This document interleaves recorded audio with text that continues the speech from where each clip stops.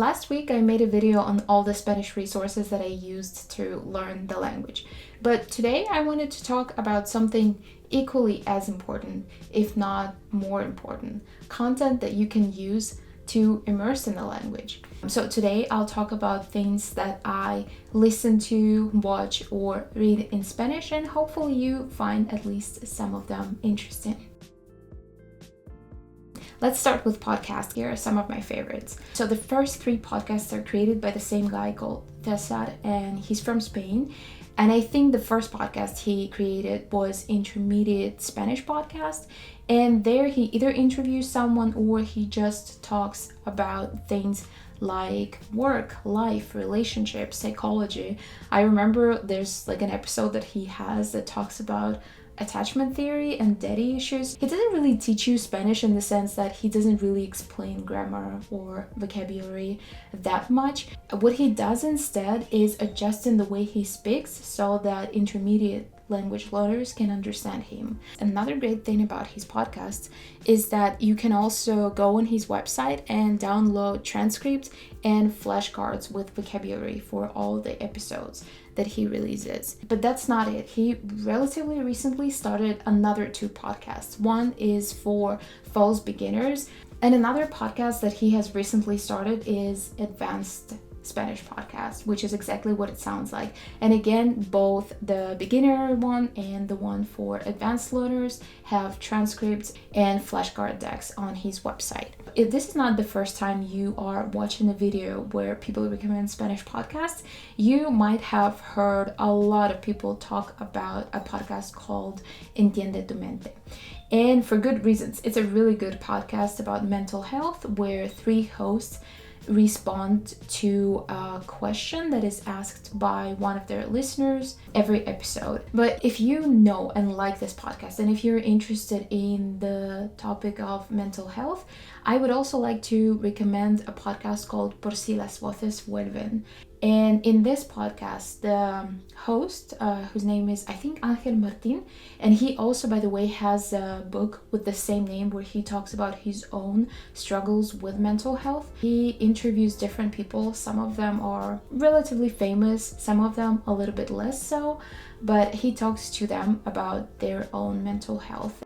2 Gin Tonics, where it's just a super chaotic podcast where 2 queer hosts either interview other, usually also queer people, or just talk about their experiences with things like dating, school, relationships, sexuality, and so on. So another podcast that I used to really enjoy is called Los Destacados, and it's another podcast from Spain, surprise, surprise. And their 4 hosts basically discuss pop culture news. The reason why I was a little bit hesitant about recommending this podcast is because they stopped making new episodes somewhere, I want to say in like November of 2021. But I think overall this podcast, because there's a lot of conversation, there's a lot of interaction going on between the hosts, is a great way to get exposure to that kind of talking instead of those podcasts where it's just one host, maybe even reading off a script. Andalusian Spanish to go is exactly what it sounds like, and it's great if you want to start understanding or even practicing el acento andaluz yourself. I talked a lot about Spanish podcasts, but one of my favorite podcasts in Spanish of all time comes from Mexico. It's called Se Regalan Dudas, and it's another interview podcast. So 2 hosts basically interview different people about usually their area of interest. So topics like health, productivity, relationships, sexuality, gender identity, feminism, things like that. It's really, really interesting. But then again, I also feel like it is fairly popular. So if you have already heard about this podcast, another one I think you might like is called La Magia del Caos. So this is a podcast hosted by a Mexican actress whose name I do not remember, but she's one of the main characters in a show called La Casa de las Flores, which I'm going to talk about a little bit later. And it basically kind of more or less deals with the same topics as Se Regalan Dudas. She has a lot of famous people on the podcast too. For example, in one of the latest episodes, she has the actress who plays the main character in a Netflix show called La Flor Más Bella, which I haven't watched myself, but I've heard really good things about that show. Radio Ambulante is a super popular narrative journalism podcast which brings stories from all over Latin America.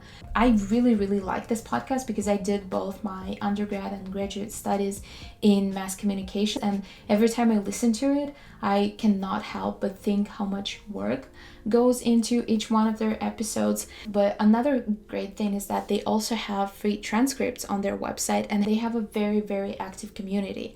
They have offline listening clubs, they have multiple communities on Facebook. So instead of just listening to a podcast, you can also find people to discuss the episodes with. Everything I mentioned in this video has been instrumental to my learning process, but it's not the only thing I have used while learning Spanish. In my previous video about more formal study resources, I mentioned that back in 2021, I did a sprint with Lingoda, an online language school, and I'm happy to say that Lingoda is sponsoring this video. If you want to boost your Spanish, English, or business English, German, or French in just a couple of months, I highly recommend their sprint. It's a 2-month learning challenge in which you take daily online classes with native speakers in small groups of up to 5 people. And the best thing is that if you don't miss a single class, you'll get 100% of your money back. If daily classes, however, sound like a little too much, you can choose to take 30 classes during 60 days and get 50% back if you don't miss any of the classes. This is actually the version that I did because with a full-time job, it just made so much more sense. But let me tell you some of my favorite things about Lingoda. First, it allows you to be as flexible as you need.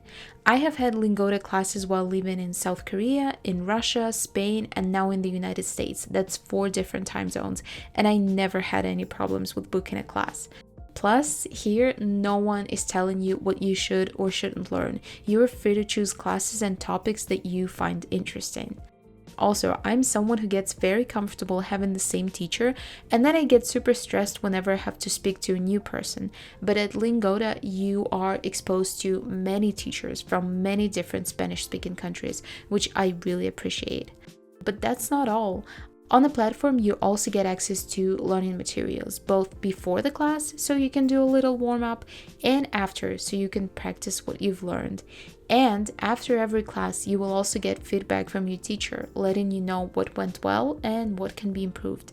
If that sounds like something you'd like, hurry up since the next sprint starts on the 17th of April. And do not forget to use my code Tanya 2023 to get €20 or $25 off your sprint registration. The link will be in the description. So when it comes to YouTube, first one is probably my favorite Spanish channels, and if I could only watch one, that would be it. It's called Aprendemos Juntos 2030. And it's a channel where they interview experts in different areas on things like sustainability, art, history, politics, and so on. And for every interview, they also make a shorter, like a 5-minute snippet that they also publish on YouTube. So if you feel like an hour-long interview is a bit too much, you can always just watch the snippets. They always have subtitles available, though I do have to say that I feel like it's more for upper intermediate/advanced learners. Here's another chance for you to practice understanding Andalusian Spanish. And it's a channel by this guy called Tigrillo. I think his real name is Daniel Valero. He basically makes video essays on things like sexuality, gender identity, trans rights, feminism, patriarchy, and all of that is kind of intertwined with pop culture. And also another thing is that if you find his videos a little bit too hard, you can follow him on Instagram because there he makes reels that are shorter, and he also makes these really good, really concise but informative posts, typically that have to do with LGBTQ plus issues. And by the way, he has also written 2 books, so here are 2 book recommendations for you. So on the topic of video essays, there's another guy, I think his name is Puto Miquel. So he has great video essays anywhere from like 15 minutes to 1 hour long, most of which are about history and archaeology. So if you're interested in that, go check him out. But if you like art, architecture, and design, I am pretty sure that you're gonna love Ter and her videos. Just to give you an example, she has a video that's called something like, if the bridges in Taylor Swift's songs were actual bridges, like what would they look like? Another channel that I see recommended a lot everywhere is Clara's channel. It's called Beyond Words, and she mostly talks about things like productivity, mindfulness, self-compassion, like just lifestyle in general. And her channel is very aesthetically pleasing. If you already know and watch her channel, try watching Anshama. He has been mostly doing vlogs lately, but I think he has a vibe that is very similar to what Clara has on her channel. And I'm pretty sure I even found out about his channel because of her, because they did a collaboration back in like 2020 or something like that. Another similar one is Alba Sandet. Her channel is a little bit less about aesthetics and kind of more just about daily life of a university student. She occasionally gives some study advice too. Another great one is this one. I'm gonna put the name somewhere here because I am not going to risk butchering that name. And again, just like a lot of YouTubers and podcasters that I have mentioned in this video, she talks about things like relationships, productivity, mindfulness, mental health, and other similar stuff. Another channel that I really like is called Martín Adquiere Idiomas, and it's a channel about learning languages, but it's a channel in Spanish. So you can kind of kill two birds with one stone. You can binge language learning content without feeling guilty that you are not spending time actually learning the language. He is Peruvian. The way he speaks is extremely clear. I feel like I can like double the speed when I watch him and I still understand everything he says. He has another channel which I think is called El Jardín de Martín, and there he vlogs, talks about moving to Europe, like all the documents, all the visa stuff that you need, finding a job in Europe and things like that. Some other YouTubers that I like are Victor Abarca. He does tech reviews, but they're very cinematic and very vlog-like. If you're into technology, try watching his stuff because I am into technology and I absolutely love his channel. Another channel that I like is called Dalia Journals, and it is a very common channel about journaling, calligraphy, mindfulness, things like that. Sometimes I just play it when I'm doing other things because I really like Dalia's voice. It's very common and very nice. And I know I haven't really been talking a lot about channels made specifically for Spanish learners because I feel like when I was a beginner and I couldn't watch content for native speakers, a lot of those channels simply did not exist or I didn't know about them. And now that I see them all the time or see people mention them all the time, I am a little bit more advanced now to watch content like this, but there's still channels that I do watch even now, which are Español con Juan. I think Juan is just such a wholesome guy that I find myself watching his videos all the time. And then a channel that I think is absolutely phenomenal is Spanish After Hours. And another one I see recommended all the time is called Dream in Spanish. I personally haven't used it, but I do not want you to pass on it just because I didn't mention. Just know that a lot of people love that channel. Again, all the three channels that I've just mentioned do not explicitly teach you things like grammar or vocabulary, but instead they focus on giving you comprehensible input. Oh, and booktubers. I literally only watch one person, and it's a tiny channel that has under 1,500 subscribers, I think, and it's called Maestra Lectora. It's basically like a more or less standard booktube channel, but the reason why I like her channel is because unlike so many other Spanish booktube channels, she mostly talks about books that were originally written in Spanish. By the way, before I forget, everything that I talk about in this video, I am going to put in a Notion database that you can find in the description. Let's talk about things that you can read. I like to start reading very early in my language learning journey, whatever language I am learning. And the best way to do it, at least for me, is to use graded readers. I read a lot of those when I was just starting out with Spanish. There's a Spanish publisher called Difusión. They have different series, so each series has several books in it. And all of the books have audio that comes with them. Difusión also has a series of graded readers set in different Latin American countries, which I personally haven't read, but if you're interested in Latin America more than in Spain, let's say, that might be a good option, though Difusión is a Spanish publisher. If you want to also learn new things about the Spanish-speaking world, a great series of graded readers is this one called Descubre. I have 3 of their books, one about fashion, one about sports, and one about cuisine. Spain. I also showed them in my bookshelf tour video, so if you want to take a closer look or see what other Spanish books I have, because I have a lot, check out that video. So when I start feeling a little bit more confident, I start reading materials for native Spanish speakers, and usually I try to go for something that's shorter, like social media posts or articles or blog posts, just because if there's a lot of things that I have to look up, at least the texts themselves are not super long, so it doesn't get too exhausting. One of my favorite websites for articles for Spanish, for Italian, for whatever language it's available in is WikiHow. So WikiHow is basically this website that has a lot of articles on how to do certain things.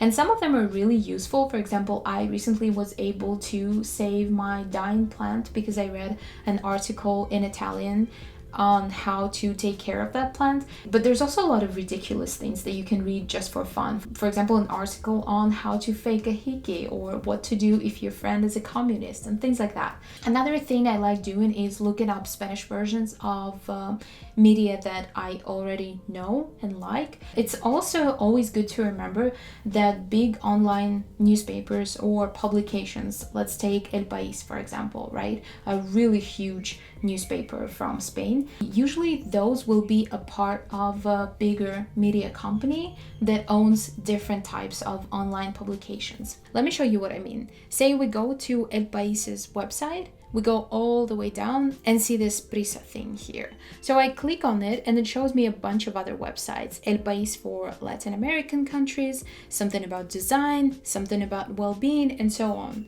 And same goes for, let's say, Wired. I go to the bottom of the page and I find links to AD, GQ, and other publications in Spanish that are run by the same publisher. You can also use an app like Link to make it easier to look up new words and then practice them later. That's what I like doing anyways. Let's say now you're ready to read your first book in Spanish. First of all, I want to say that even though I absolutely love buying physical books, I always recommend reading things digitally, especially in the beginning, because it just makes looking things up so much easier, and therefore it makes it easier to read things that are above your level, because it's not as exhausting. You don't have to use your phone to translate words, you do not have to use a paper dictionary. You just click on a word that you do not know or press on it and you will see the translation or the definition for this word. So when it comes to book recommendations, the easiest book I've ever read in Spanish was probably this book called Tierra.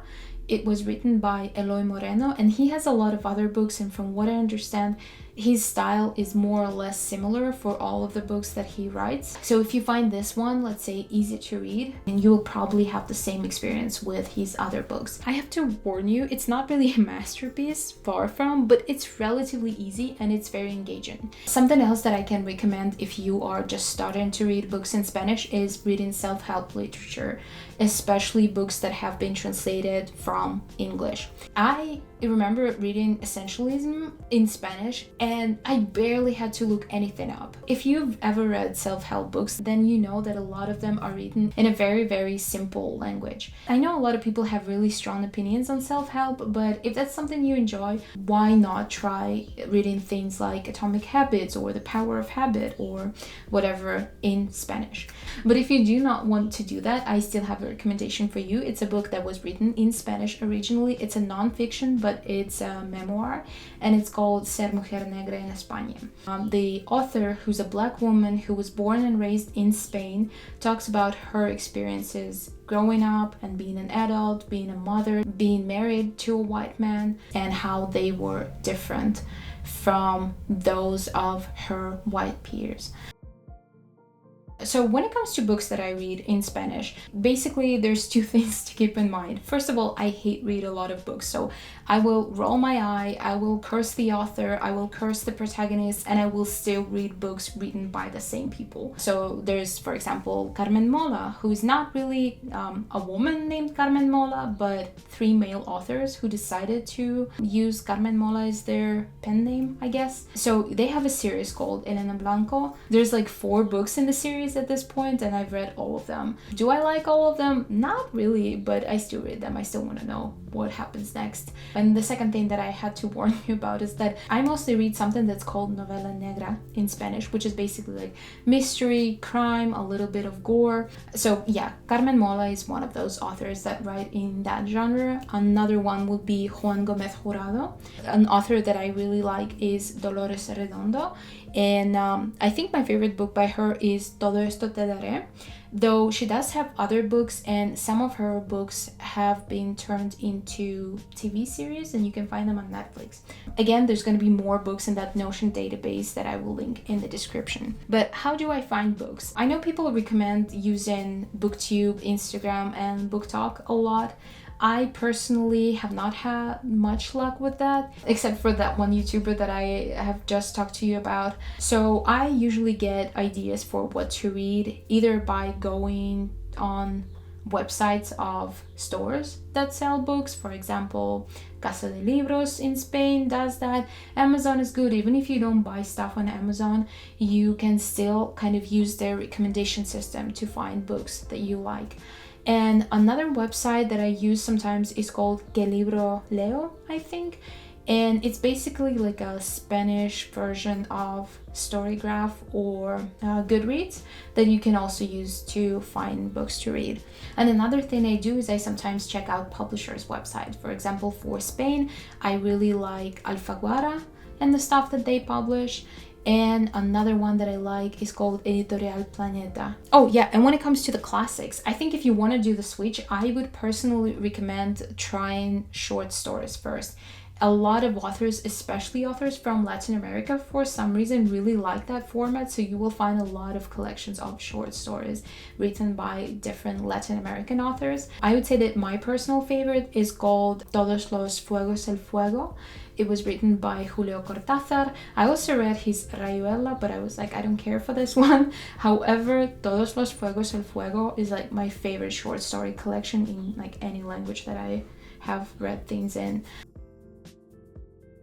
Let's talk about shows now. I think for shows, I always see people recommend the same stuff, pretty much the stuff that is on Netflix, and I'm guilty of that too. I used to have a Netflix subscription, so I would just watch whatever they had, and so all the popular things like La Casa de Papel, Élite, Valeria, some other stuff that I watched and enjoyed on Netflix, La Venganza de las Juanas, Monarca, a lot of family drama in this one, Quien Mató a Sara. I really enjoyed the first 2 seasons, but then the 3rd season, I don't even think I finished it.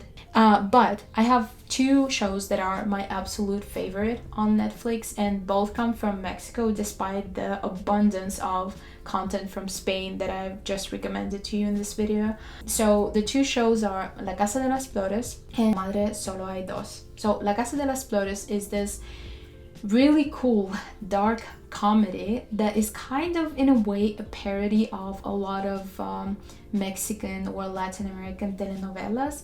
So you have this family, very rich, very dysfunctional. The mother of the family is desperately trying to make her family seem perfect to other people, but her husband and her children just constantly ruin things for her. Not because they're necessarily doing something bad, but because the things that they're doing are not always like the things that constitute, you know, an image of a perfect family in the Mexican society. And so it's a dark comedy. It's really funny, it's hilarious, but it deals with a lot of serious topics like infidelity, family, gender identity, sexuality, and things like that. And also there are some serious trigger warnings there, so be sure to check that before you watch the show. But it's the only show ever in any language that I have watched 3 times. I watched it by myself, I then watched it with my mom and my sister, and then I made my husband watch it and I watched it with him. I never rewatch stuff ever, so this is how good I think it is. Also, the guy who created the show, his name is Manolo Caro. After the show, I watched pretty much everything that he does, even though I didn't like any of his stuff as much as I liked La Casa de las Flores. But on Netflix specifically, you can watch Sagrada Familia and Alguien tiene que morir. Though those are much darker. There's no comedy in those shows. They're like pretty dark, pretty heavy. Another thing before I forget is that La Casa de las Flores has amazing music in it. Even if you don't watch the show, which I don't know why you wouldn't, go on Spotify and look for the playlist. I think it's called La Casa de las Flores. And the other show that I really like is called Madres Solo Hay Dos, and it tells the story of these two mothers who discovered that their daughters were switched at birth. I absolutely love the two main characters. They're very different from each other and they're in very different places, like stages of their lives. But the chemistry between them is just everything. I think some of the best shows that I've seen in Spanish were some of my favorite shows, at least. I did not watch those on Netflix. Those were shows produced by two Spanish networks. One is called Telecinco and the other one is called This. I have heard some people say that you can watch their shows for free on their websites, but I am in the United States and I've tried doing that. They told me it was not available for my location. Instead, they suggested that I pay, but their monthly subscription fee was pretty low compared to Netflix. Some of the shows that I've watched that are from either one of the networks are Mar de Plástico, Gran Hotel, El Caso, Sin Identidad, La Embajada, and Caronte. But I would say that my two favorite Spanish shows of all time are Bajo Sospecha and Olmos y Robles. Both are crime shows, though Olmos y Robles is a little bit more of like a dark comedy, but I absolutely love both. Another thing I wanted to mention here is just courses that you can take not for learning Spanish, but for learning things in Spanish. Things like marketing, graphic design, photography, videography, and so on. So there's two big platforms that are very similar to Skillshare, if you're familiar with Skillshare, but the platforms are called Domestika. I think Domestika now is trying to become more global, so you will find content in Spanish and in English too. And Creana, I'm not sure if they have stuff in English, but we're talking about Spanish, so does it even matter, right? Those are two great platforms, and I personally have bought courses from both of them.